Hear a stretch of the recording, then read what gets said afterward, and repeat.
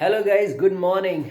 Good morning, guys. How are you? Good morning, guys. How are you feeling today? Hi, guys. How are you feeling today? Well, this passion should be always with you. If you want to do anything, whatever it is.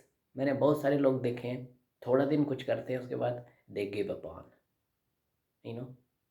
Mm, done. No, I can't do it. It's not my game. It's not my cup of tea. A kind of spirit they have. No, never be like that. अरे अपना best देने का भाई।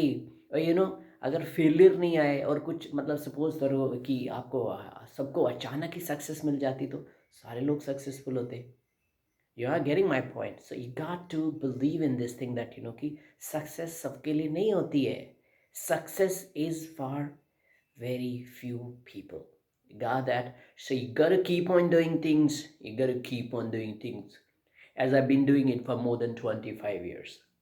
मैं आपको अपनी कहानी सुनाऊंगा. You can't believe it that how wonderful story is this.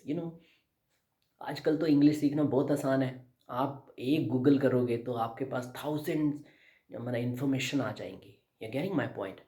एक टाइम वो था when when I used to study the things. मैं आपको बता रहा हूँ 99 की बात बता रहा हूँ. 99 से मैंने शुरू किया था. ऑलमोस्ट मेच्योरिटी से not that much maturity but आप कह सकते हैं कि थोड़ा बहुत मेच्योरिटी आ गया था. मैंने स्टार्ट किया था उस समय मेरे पास मतलब I had no option. I mean to say that I had no ways to go on but I kept on doing it. मेरे पास क्या था, सिर्फ वो किताबें होती हैं उनमें से मैं वर्ड्स कलेक्ट करता रहता था और एक फटी हुई डिक्शनरी हुआ करती थी. उससे मैं ना वर्ड्स कलेक्ट करता रहता था एवरी डे. और ना मेरी इंग्लिश जो टीचर थी ना वो बड़ी मतलब जिसको कहते थे इम्प्रेस थी मेरे से. वो मुझे कहती थी कि कुछ भी मतलब कोई भी वर्ड हमें इन एडवांस घर से सारे जो वर्ड्स आते जैसे मान लो इंग्लिश का कोई चैप्टर है वो कल मैडम जी ने पढ़ाना है तो मैं क्या करता था इन एडवांस वो वोकेबलरी करके जाता था. और मैडम जी क्लास में पूछती थी स्टेयर्स का मतलब क्या होता है. स्टेयर किसी को आता है. मैंने हाथ खड़ा किया कि मैं पढ़ के जाता था. और ना वो चीज़ ना मुझे बहुत कॉन्फिडेंस देती थी कि यार मैडम जी मेरा तारीफ़ करती थी. यार देखो पवन को सब आता है. Pavan is brilliant. A kind of appreciation मेरे को ना आगे लेके मैं दूसरे दिन और पढ़ के जाता था और वो वर्ड्स में भूलता नहीं था. मैं आपको ये बता रहा था कि मेरे टाइम में कितना डिफ़िकल्ट था इंग्लिश सीखना. पता है मैं ना 3-3 बजे रात को मेरे को ना मैच का बहुत शौक था. लेकिन ख़ासकर एक तो क्रिकेट का शौक होता है ना. क्रिकेट मतलब मैच का शौक होता है. लेकिन मेरे को साथ में इंग्लिश का बहुत शौक था. तो उन दिनों में क्या होता था कि दूरदर्शन पे कोई मैच आ जाता था.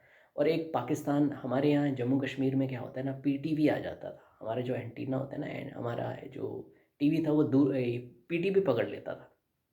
तो मैं क्या करता था आपको पता है जो वेस्ट इंडीज़ में या कहीं और किन्हीं देशों में मैच होते हैं ना तो वो मैं रात को 3-3 बजे उठ के ना ये हमारे यहाँ फैमिली सारी सो रही है और मैं क्या कर रहा हूँ एंटीना लेके ऐसे क्या वो अंदर ही एंटीना रखा होता था मैंने ऐसे ऐसे करके पीटीवी प्रॉपर मतलब क्लियरेंस. और Ian Bishop used to talk like that. What exactly I want to tell you that what exactly I used to get enthusiastic यार क्या what exactly it was क्या बताऊँ मैं आपको. It was a wonderful way to उनका एक भी मुझे वर्ड समझ थोड़ी आता था. 9th-10th में क्या ही समझ आएगा और वो इतना ज़ीरो लेवल.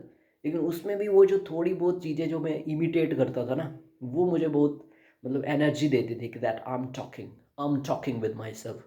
ये थोड़ा सा अगर समय oh my God what a shot it is इतनी सी बात ही मुझे मतलब एनर्जाइज कर देती थी. That you getting my story.